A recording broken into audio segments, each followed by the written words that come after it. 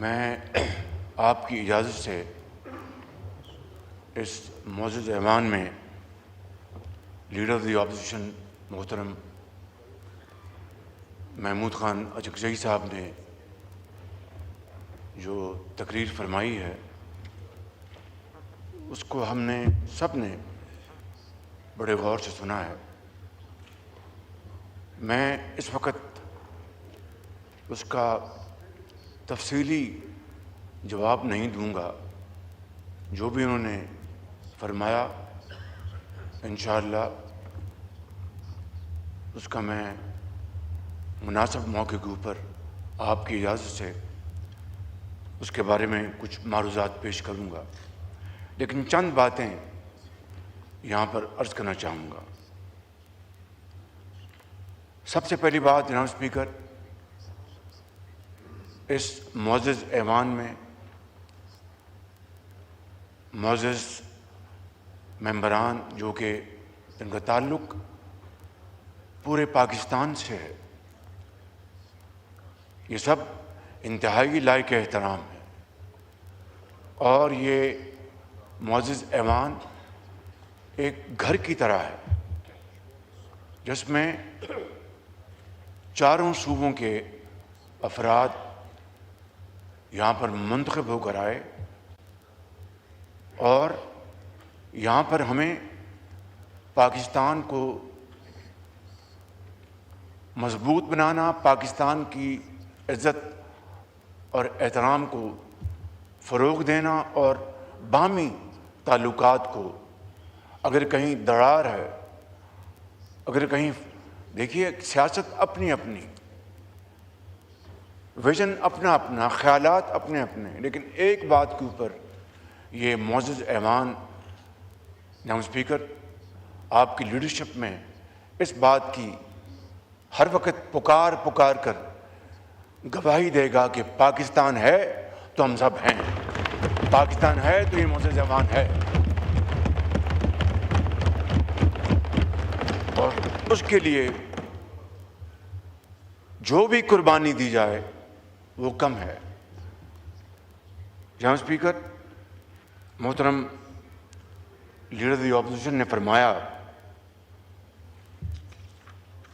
کہ صوبوں کے جو معاشی جو وسائل ہیں یہ ان کا حق ہے، اس میں کوئی دو رائے نہیں ہے، بالکل اس میں کوئی اختلاف نہیں۔ آپ ریکوڈک کی مثال لے لیں، اس کا معاہدہ پڑھ لیں جناب اسپیکر،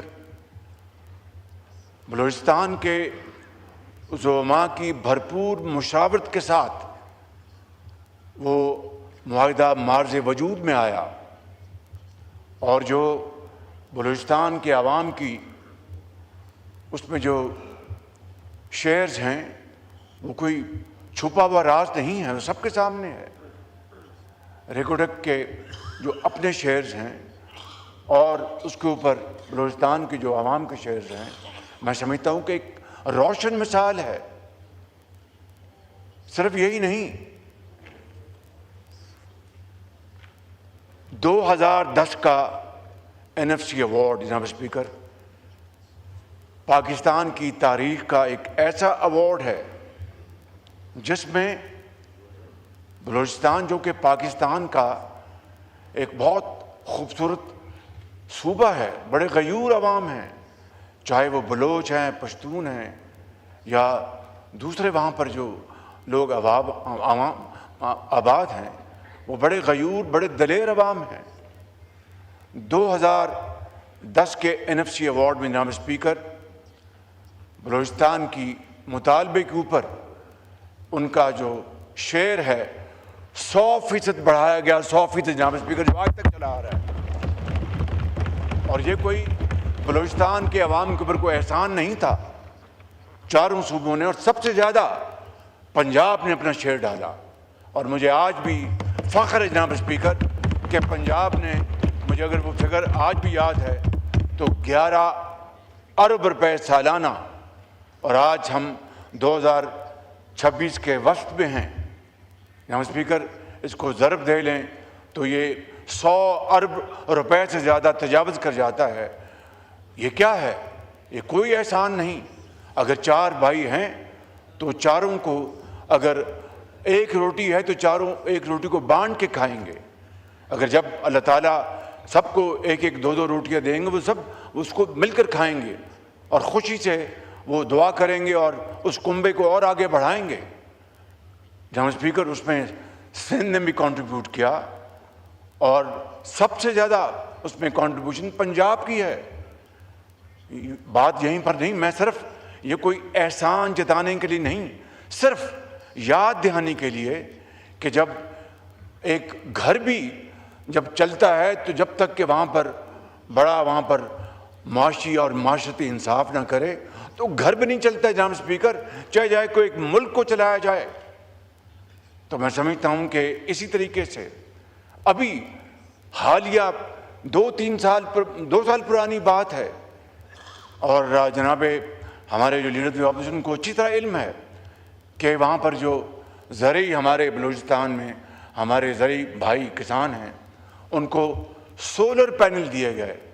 75 ارب روپے اس کے اوپر لگے اور 50 وفاق کے خرچے. جناب اسپیکر، یہ ایثار، قربانی، بھائی چارے کی یہ ایک داستان ہے.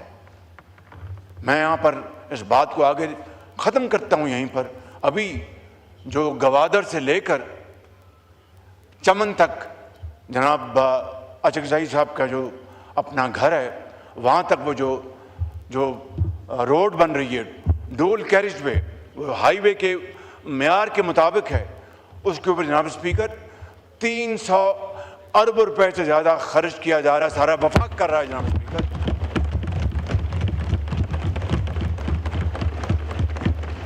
محمود خان صاحب نے تو یہاں پر مطالبہ نہیں کیا تھا، ان کی خواہش ضرور ہوگی، لیکن آپ نے تو مطالبہ نہیں کیا تھا، کسی اور نے مطالبہ نہیں کیا تھا. لیکن بطور وزیر اعظم پاکستان یہ میری ذمہ داری ہے کہ میں اپنے حد المقدور انسانی حد تک وہ کروں جس سے کہ چاروں صوبے جو ہیں ترقی کے دور میں برابر ہو. جناب اسپیکر، یہ راتوں رات تو ممکن نہیں ہے، لیکن ہم سب کی اگر یہ مشترکہ خواہش اور عملی کوشش ہوگی تو جناب اسپیکر یہ بالکل یہ ممکنات میں سے ہے. آپ نے ایک نہیں، دنیا میں کئی اس کی مثالیں ہیں. جناب اسپیکر، میں یہاں پر یہ عرض کروں گا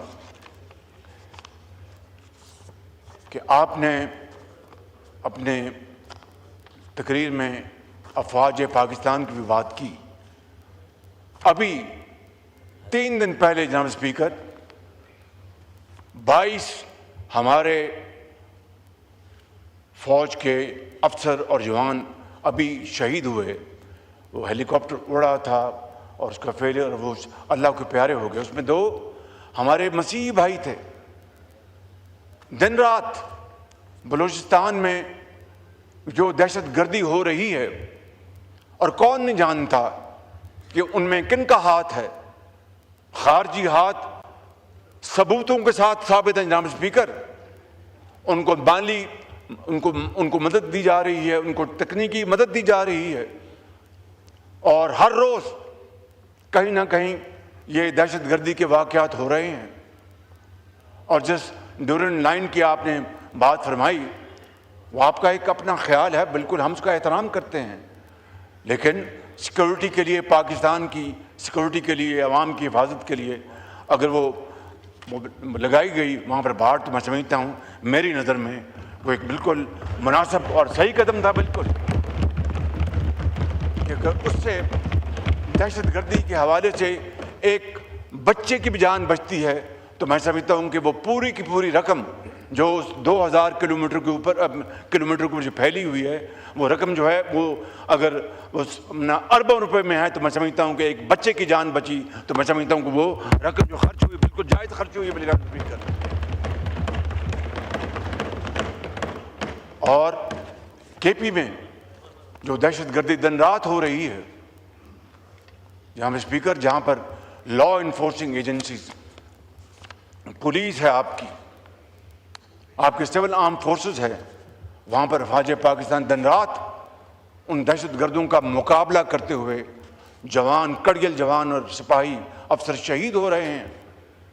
جناب اسپیکر، میں آپ کی خدمت میں عرض کروں گا کہ ان شہداء کے بچے، ان کے والد جب اپنے بچوں کو اور اپنے بیوی کو اور اپنے والد اور والدہ کو یہ کہہ کر جاتے ہیں کہ امی میں آج جا رہا ہوں، واپس نہ آئے تو ان بچوں کا خیال رکھنا۔ جناب اسپیکر، وہ افسر اور جوان جو شہید ہوتے ہیں اپنے بچوں کو یتیم کر جاتے ہیں اور قوم کے کروڑوں بچوں کو یتیم ہونے سے بچاتے ہیں۔ جناب اسپیکر،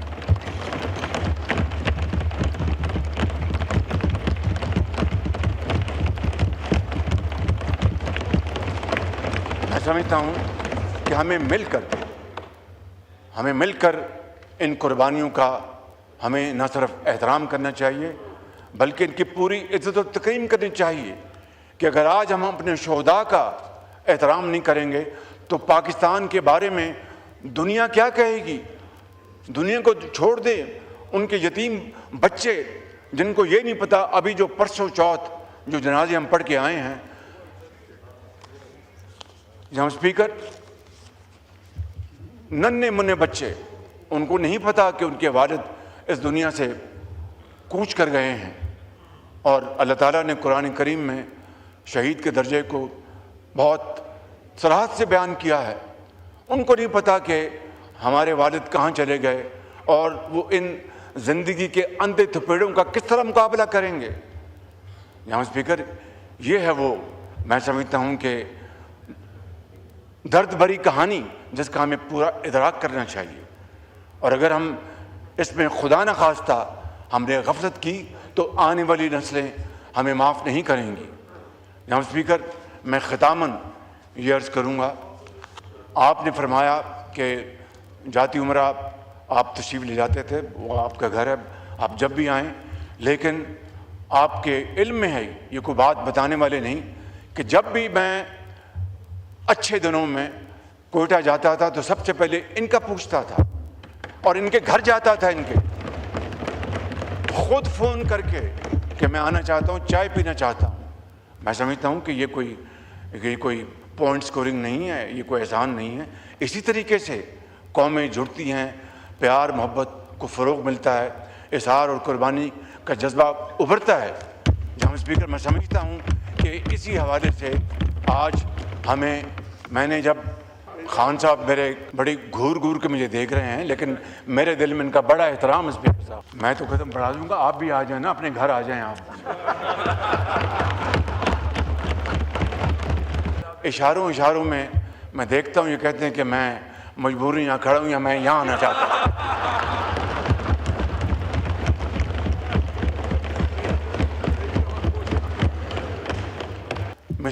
میں کسی کا نام نہیں لوں گا، آپ بھی قدم بڑھائیں سر۔ میں کسی کا نام نہیں لوں گا۔ جناب خان صاحب، میں حاضر ہوں، جناب میں حاضر ہوں۔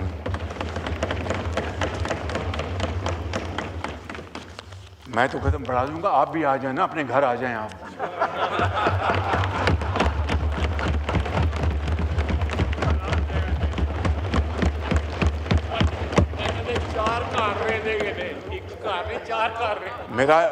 میرا ان سے بہت بھائیوں والا تعلق ہے، بہت بھائی والا تعلق ہے۔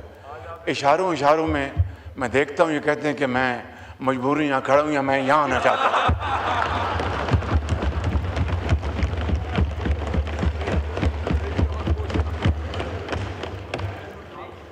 خان صاحب میرے انتہائی لائق احترام، اسپیکر صاحب بیٹھے ہیں، مجھے بڑی گھور کے مجھے دیکھ رہے ہیں، لیکن میرے دل میں ان کا بڑا احترام ہے، اسپیکر صاحب کے دل سے احترام ہے، دل سے۔ اور ایڈوکیٹ صاحب بھی بیٹھے ہیں، ان کا میرے دل میں، اور ہمارے جو ملتان کے ہمارے جو ہیں بیٹھے، یہ سب ہمارے بھائی ہیں۔ جناب اسپیکر، کوئی لڑائی نہیں، صرف آئین اور قانون اور جمہوریت کو فروغ دینے کے لیے میں آج پھر، اس وقت میں نے میثاق جمہوریت کی ایک مرتبہ نہیں، یہ سب گواہ ہیں، تاریخ کے اوراق گواہ ہیں، آپ کا ریکارڈ گواہ ہے کہ میں نے اس وقت بطور لیڈر دی اپوزیشن ایک مرتبہ نہیں، ایک سے زیادہ مرتبہ کہا کہ آئیے میثاق جمہوریت کی طرف بڑھیں، آئیے میثاق معیشت کی طرف بڑھیں۔ پایہ حقارت سے میری ان انتہائی مخلصانہ آفرز کو ٹھکرا دیا گیا، لیکن as they say it is never too late. آئیں، بیٹھیں، میں بات چیت کے لیے تیار ہوں. Thank you very much.